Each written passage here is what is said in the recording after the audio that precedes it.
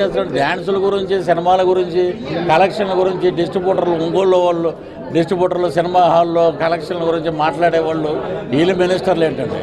ఇక్కడ ఏమైనా తెలుసా ప్రాజెక్టుల గురించి? 4.5 సంవత్సరం ఎవడైనా మాట్లాడా? ఎప్పుడు 3 పెళ్ళిళ్ళు 2 చోట్ల ఓడిపోయాడు, 3 పెళ్ళిళ్ళు 2 చోట్ల. ప్రజలు చూస్తున్నారు, తీర్పు అద్భుతంగా ఉంటుంది.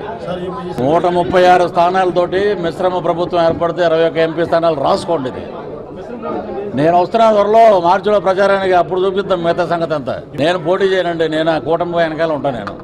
నేను ఇప్పుడు మా చంద్రబాబు గారును పవన్ కళ్యాణ్ గారు వదిలిన బాణం పృథ్వీరాజు ఒకటే. ఇప్పుడు ఇది తప్పితే ఇంకేముంది? ఇప్పుడు ఈ 3 పెళ్ళిళ్ళు చేసుకోవడం వల్ల పోలవరం ప్రాజెక్ట్ ఆగిపోయిందా?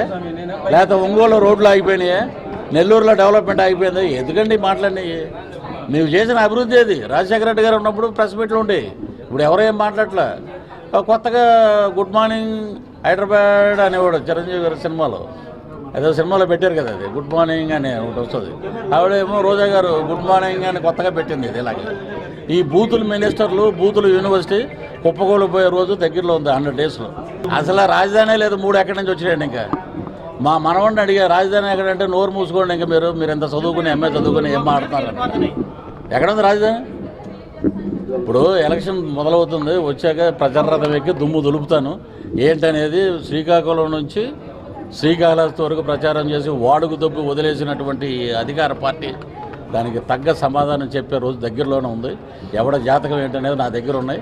ఇప్పుడు లోకేష్ బాబుది రెడ్ డైరీ అన్నారు కదా, నా దగ్గర ఉంది పిఆర్ డైరీ అని. ఆ డైరీ బయటికి తీస్తాను.